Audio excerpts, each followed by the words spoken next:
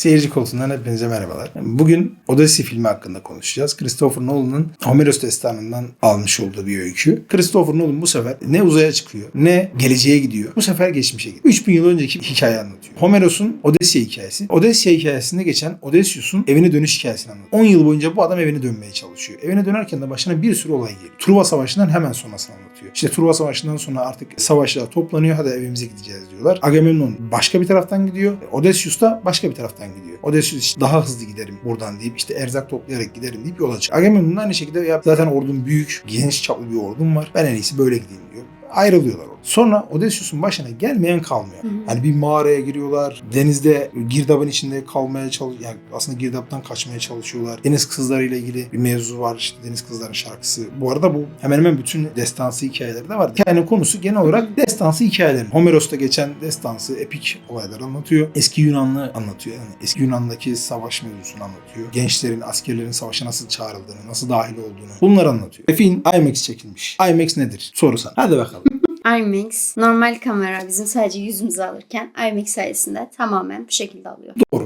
Yalan değil yani. Açımız derken daha geniş bir açıda çekiyor. Bütün tamamı IMAX'te çekilen ilk film. İlk ve doğru. IMAX'in olayı şu. Abi çekim yapıyorsun. Örnek vereyim işte 1920'ye 1080. 1920'ye 1080'i şu şekilde örnek vereyim. Şurası şu kısım gözüküyor. IMAX'te bu daha geniş açıda gösteriyor bize. Ve mesela benim şu an bir YouTube videom 1920'ye 1080. Kadrajda gösterebileceğin kısım bellidir. Orada daha üst perdede gösterebiliyorsun ve izletirken de daha üst perdede gösteriyorsun. Yani daha geniş açıda gösteriyorsun. Bu da hikayeye güzel fokus veriyor. İzlenebilir hale getiriyor. Daha böyle evet ya diyorsun. İşte bu görüntüler gerçekten güzel görüntüler diyorsun. Şöyle diyebiliriz kısacası. Sanki filmin içindeymişsiniz gibi. Aynen. Oradaymış gibi. O şekilde. Ama IMAX kamerayla çekmek çok zor. Çünkü IMAX kameralar çok fazla ses çıkartan kameralar. Çok fazla ses çıktığı için adam çok güzel bir çözüm getirmiş. Çözüm de şu abi. Adam komple IMAX kamerayı kaplamış. Kabin yapmış kameraya. Evet. Kameraya kabin yapınca da normalde mesela bir kamera ne kadar? Örnek veriyorum. Şu boyutta bir şey diye düşünelim. İşte adam sırtını alabilir. Eğilebilir. Stabilizasyonu falan vardır. Bu şekilde kullanabilir. Taşınabilme ya da mekanizması oldu. Çünkü kameranın genişliği zaten çok fazla. 2-3 insanın yerini kaplıyor. Şimdi sen 2 tane IMAX kamerayı bir karşılıklı koy bakayım. Bir diyalog çekmeye çalış. Arada epey bir mesafe kalır. Karakterin sağına ve soluna işte birinin sağına birinin soluna denk gelecek şekilde mevcut koyacaksın diyalogda. İşte birinin omzundan çekmen gerekiyor. Diğerini de onun omzundan çekmen gerekiyor. Bu durumda çekemiyorsun. Niye çekemiyorsun aşkım sorsana. Neden çekemiyorsunuz? Neden çekemiyorsun? Çünkü kamera çok büyük olduğu için herifi ileriye gitmek zorunda kalıyorlar. Adam da demiş ki ulan ben bunu nasıl çözerim? Çok güzel bir yöntem bulmuş. 2 kişi arasına ayna koyuyor. Ayna ile ben seninle konuşuyorum. Aslında aynaya konuşuyorum. Öbürü de benimle konuşuyor ama aynaya konuşuyor. Oyuncu burada problem yaşamasın diye aynadan görmesi gerekiyor. Görmeden birisini konuşamazsın. Çünkü tam önüne kamera gelecek. Başka türlü çekemez. Ben karşıdaki adamı çekeceğim. Tam şafaktan çekmem gerekiyor. Bu şekilde. Bu şekilde burada bir tuhaf oldu. Böyle çekeceğim ya. Böyle döndüm. Adamı çekiyorum. Adamı çekerken diğer adam burada bloklandı. Öbürü de burada bloklandı. Birbirini göremiyorlar. Birbirini göremeyince de duygu veremiyorlar. Adam diyor ki ben bunu aynayla çözerim diyor. Tam ortasına ayna koyuyor 2 tane. O zaman birbirlerini görebiliyorlar. Oyuncular başta bununla ilgili problem yaşamış. Evet. Duygu geçirememe. İlk birkaçdan sonra artık oturduktan sonra artık yavaş yavaş çekebilmişler. Film 250 milyon dolarlık bir bütçeyle çekilmiş Odyssey. Şöyle söyleyeyim, benim tarzım olan bir film değildi. Ama sen o kadar ısrar edince gitti. Değdi mi? Değdi. Güzeldi. Bence de. Evet. Bazı sahneler mesela acaba ne olacak, ne olacak, ne olacak falan Evet. diye bekledim. Acaba bu nereye bağlanacak? Ve çok hoşuma gitti. Ben de mesela hatta film araya girdi ya, film arasına girdi böyle. Evet. Film arasında dedim ki ya artık bağıracaktım ya. Abi niye araya giriyorsun diyecektim. Ya. Ben sinemaların bu şeyini hiç sevmiyorum. Filmi durdur, reklam ver. Ben bütün duygudan çıktım. Ne anlamı vardı ki bunun şimdi yani. Ama ona rağmen ben çok beğendim. Niye beğendim? Şunu söyleyeyim. Ritmi hiç düşürmüyor. Evet. Bazı yerlerde davullar giriyor böyle güm güm güm falan diye. Bu arada ya duyduğumuz sesler var ya, müzik aletleri falan. Aynen 2 tane Yunan savaşlarında anlatılan bir hikaye var. Hikayede o flütleri anlatıyor. Çift flüt böyle. Çift flüt çalıyor adam. Gerçekten o çift flütü çalmış. Müzik aletini yapmışlar, onu çalmışlar. Davullar mesela oradaki davullara göre yapılmış. O dönemin davullarına göre yapmışlar diye hatırlıyorum. Aksiyon işte Christopher Nolan'ın seni mesela germe şeyi vardır müzikleri işte şeyde yıldızlar arasında falan. Saniye. Onu bilmiyorum, izlemedim bence. Müziklerini biliyorum. Müziklerini biliyor musun? Interstellar. Orada mesela işte bir gezegene gidiyorlar. Gezegende saniyeyle şey aynıydı. Şu an onu detaylı anlatmayayım da. Aynı mevzu burada da var böyle. Hani seni geriyor sürekli. İşte bir yandan davullar çalıyor. Bir yandan işte aksiyon sahneleri geliyor ve sahneler ona göre çekilmiş. Bir aracı böyle kalp böyle kanım çekildi. Güm Hadi güm hadi ediyor. hadi, Hadi, falan. aynen. Ne olacak falan. O çok hoştu. Çok güzeldi. Benim çok hoşuma gitti. Ve hep yapıyor bunu. Bence çok da güzel kullanıyor yani. Filmde en çok dikkatini çeken şey neydi? Odysseus'un hikayesini bilmediğim için bu adam neden dönmedi? Acaba gerçekten öldü mü? Her şey en son gösterilen kısma Evet. kadar. Evet. Yani ne oldu? Neden dönmedi? Kaç yıl olmuş? Ya da şeyi de çok merak ettim. Penelope'nin evlenip evlenmeyeceğini çok merak ettim. Orada ben de çok merak ettim. Çok arada kaldım. Hani Odysseus tahta olmadığı için tek başına Penelope tahta kalıyor. Talipleri var. Biriyle evlenmezsem çünkü ülke kralsız kalmaz. Kraliçe de tek başına olmayacağı için. Hani acaba bir ara hani oğlu dedi ki babam öldü. Artık bunu kabullenelim. Ya da ben gideyim babamın ölüp ölmediğini öğreneyim falan diyor. Orada kadın şey diyor. Acaba dedim orada. Tahta kalmak mı isteği ya da acaba eşinin gerçekten dönmesini mi istiyor? Tamamen sanki tahta kalmak gibi bir düşüncesi vardı. Tek başına olmak istiyordu sanki. Bir ara öyle hissettim. Sonradan fikrim değişti. Biraz siyasi bir olay gibi. Ben de ilk dedim ki ya bu kadın dedim herhalde tahta paylaşmak istemiyor. Evet. İşte oğluna güvenmiyor falan gibi bir duyguya da girdim de sonra baktım yok kadın gerçekten adama aşık. Adama aşık olduğu için de bekleyecek. Evet. Ama o duyguyu belirli bir yere kadar vermiyor sana. O duyguyu evet o rahatlığı Acaba alamıyorsun. adasın. Aynen sürekli Acaba. acabadasın. Hani burada bir hani bir şey dönüyor ama hani acaba böyle mi yoksa böyle mi? Olayı çok insan geriyor. Evet. Bir şey diyeceğim. Şu aralar çok fazla filmlerde Zendaya ile Tom Holland'ı görüyoruz. Ben Zendaya'yı Çok fazla seviyorum da görüyorum. sanki bu sefer de çok fazla mı artık? Yani bir dur demeli biri artık. Çok fazla var. Yani. Acaba çok para mı yediriyor millete de sürekli Ben de her anlamadım. filmde? Birçok filmde bu ikisini görüyoruz. Tamam oyuncular. Ara karakter Güzeller. olarak da çok fazla. Bence ama çok fazla göze battığını düşünüyorum. Hani Tom bence Holland'ın mı Zendaya'nın mı? Zendaya. Yani Tom Holland sırıt. Tom Holland sırıtmıyor. Zendaya çok sırıtıyor. Bence yani böyle çok zayıf kalmış gibi. Yani Karakter. Aynen karakter zayıf kalmış. Çünkü babası heybetli bir adam, cüsseli bir adam. Evet. Onda zaten Matt Damon oynuyor. Hı hı. Odysseus'u işte Matt Damon oynuyor. Adam güzel vücut yapmış böyle yapılı bir adam olmuş falan böyle. Çocuğa bakıyorsun biraz daha böyle cılız kalmış gibi. Onunla o hani baba oğul şeyini vibe'ını vermedi bana. Kim olabilirdi evladı diye düşündüm. Bir türlü gözümde olmadı yani. Bence tam oturmuş bir karakterdi. Hangisi? Odysseus Oldu. mu? Oğlum. İkisi de. Bence değil. Odysseus'la Temel. Tamam adam seviyorum. Tom Holland güzel bir Hı hı. oyuncu. Güzel de oynuyor. Bana çok oturmadı yani. Zihnimde evet ya bu adam Ben diyemedim şahsen Zendaya'nın yerine başka bir karakter olmasını isterdim. Sadece o benim gözüme battı o kadar. Kim mesela? Bilmiyorum başka bir karakter Serenay olmalıydı. Oynardı da. Ne bahçehre. Nurgül Yeşilçay. Ama bence Serenay Sarıkaya oynardı. Valla. Bence çok da yakışırdı. Zendaya'dan daha çok Sarışın. yakışırdı. Çakışır değil yakışırdı. Valla bence yakışırdı ya. Yakışır. Ben hani zihnimde oturuyorum Serenay Bilmiyorum Sarıkaya'yı. ben hayır. Ha, bu arada film yıldızlar geçidiydi ya. Ya da Antinos karakterini onun yerine koyabilirdik. Antinos. Oğlu yerine. Antinos. Kimdi? Batman'deki adam. Batman mi? Batman'de de oynadı. Batman'den mi oynadı oyunu? Alacakaranlık'ta da oynadı. Alacakaranlık'tan. Sen Alacakaranlık'tan biliyorsun. Tabii canım ben Alacakaranlık'tan biliyorum. Harry Potter'da da Batman. oynadı. Çok gençti. Onda da oynadı. Bence o da olmamıştı. Bence olmuş. Bak hikaye çok güzel. Tamam mı? Beğenmediğim karakterleri söyleyeyim. Tom Holland'ın oranı bence işte %90 beğenirim, %10 beğenmem. Okey. Zendaya o da 90 Çok gider. ben Ben devam edeyim arama girmedim.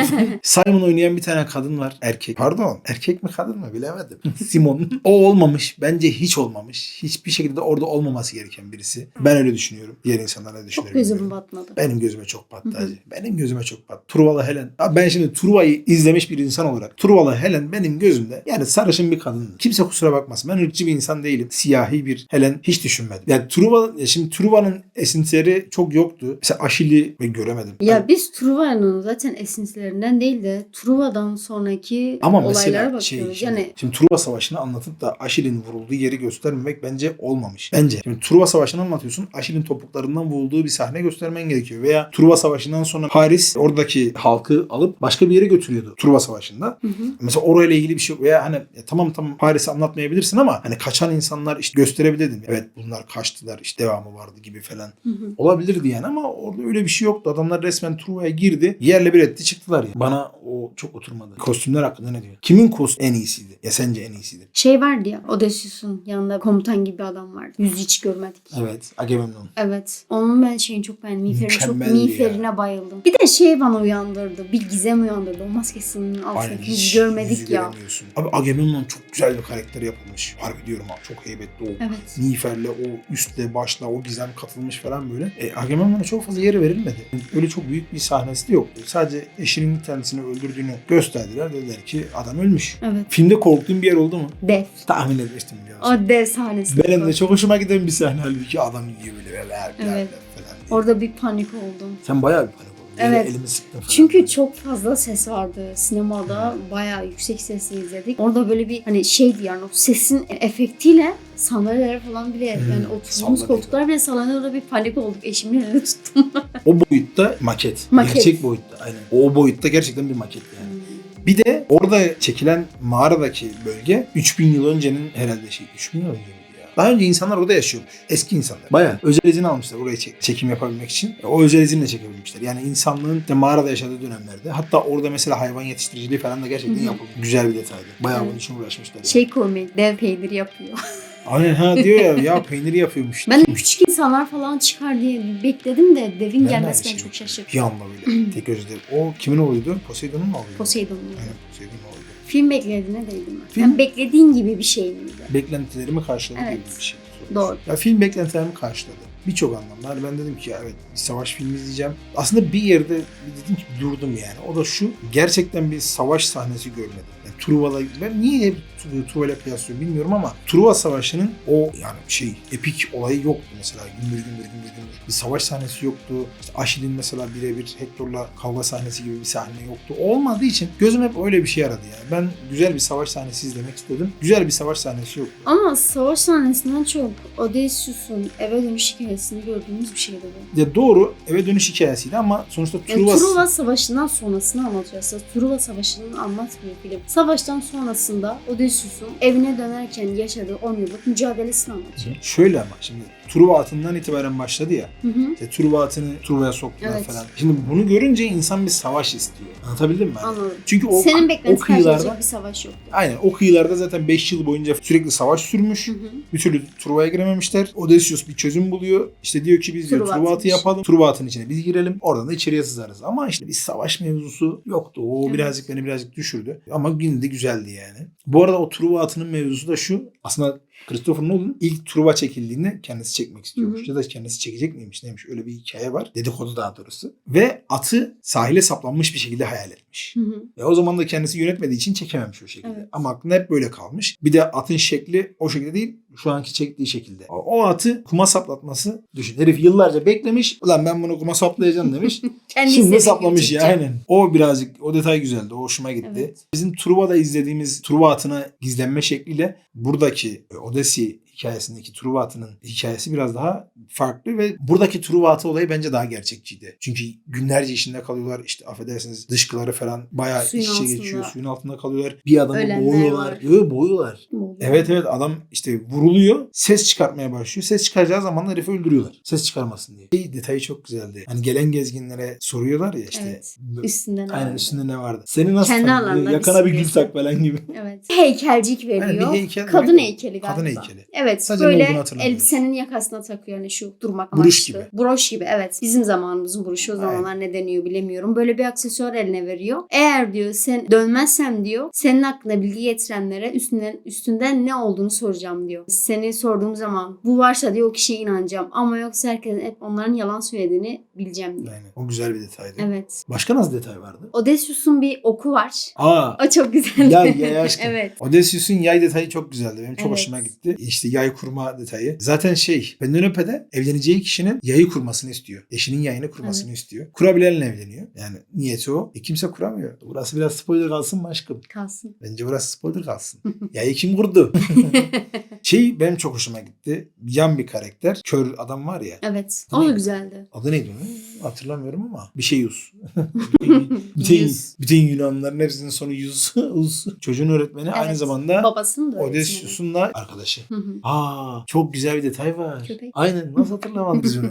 Köpek. Abi, Odysseus'un bir köpeği var. O arkadaşı. Galiba uçundan mı atıyorlar köpeği? yok. Köpekleri ne yapıyor? Olay şöyle ben anlatayım. Köpek seçiyorlar. Avcı köpeği seçiyorlar arkadaşıyla birlikte. Adam diyor ki bu olmaz, şu olmaz, bu olmaz diyor. Bunlar da cılız diyor. Bunlar olmaz diyor. Hı hı. Tam o anda Odysseus diyor ki bu olur diyor. Bunu alıyor diyor ki Aslında onu da almayacaktı. O diyor ki hayır bu olur diyor. aynen bu olur diyor. Onu alıyor. Köpek ölüm dönemi geldiği halde bile yani artık ölüm yaşı geldiği halde bile Normalde köpekler daha az yaşıyormuş. Aynen. Galiba o köpek de daha az yaşıyor. O adam gelinceye kadar direniyor. Savaştan sonra artık ayrılışa kadar kısmı güzel geliyor böyle. Normal bir hikayemiş gibi geliyor. Hı hı. Savaştan sonrası artık destansı bir hikayeye dönmeye Evet. başlıyor. Yani Yunan tanrılarına açılmış bir savaş gibi oldu. Yolculuk diyelim. Yani eve dönme yolculuğu diyelim. Hı hı. Tanrılar Babalar Odysseus'a karşı eve dönmelerine izin vermiyorlar. Yani bir türlü Engelliyor. engelliyorlar. O da hep yolda yaptıklarından dolayı oluyor. İşte hiç girmemesi gereken bir yere giriyor. Yapmaması gereken şeyleri yapıyorlar. Yani aslında Odysseus yapmıyor ama askerleri yapıyor. Bir yaşlı adam diyor ki o taraftan gitmemelisin. Görmemen gereken şeyler var diyor. Buna rağmen devam ediyor yoluna. Yine de o yoldan dönmüyor ve yine o kendi bildiği yoldan devam ediyor.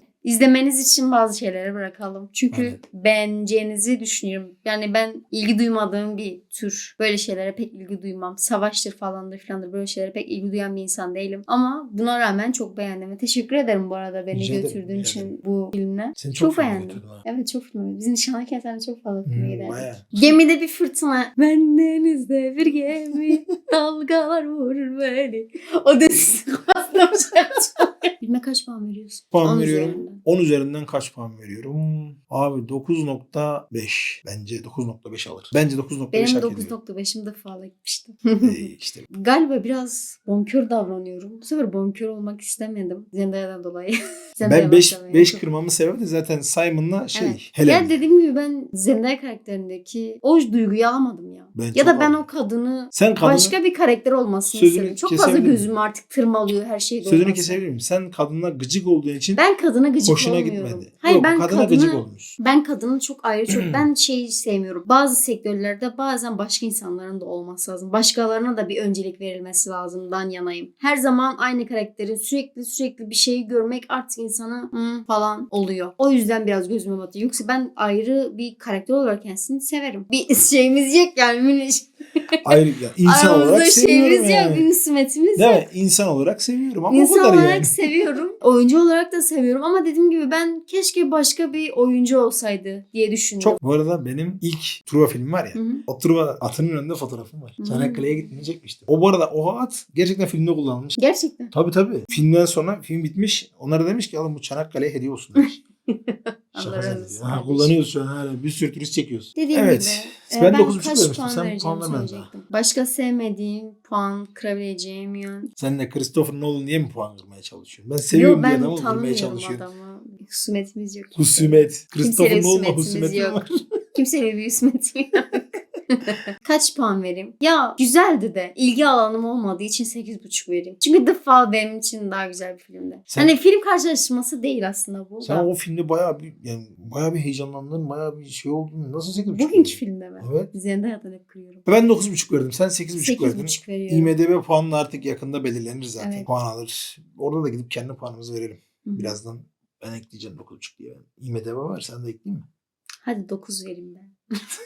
Fikrim değişti. Niye? 9 vereceğim. Çok gaddar oldum şimdi. Zendaya'dan dolayı gözüm karardı. Kusura bakmayın Maynalı. Kusura bakmayın Bay Nolan. 9. Neyse bir videonun daha sonuna geldik. Beğenip abone olup takip ederseniz. Her videoda olduğu gibi söylemem gereken bir şey var. Ben çok beğendim. Beğendim. Çok beğendim diyemem. Beğendim ama. Neyse ben videoyu yine ses çıkararak kapatayım.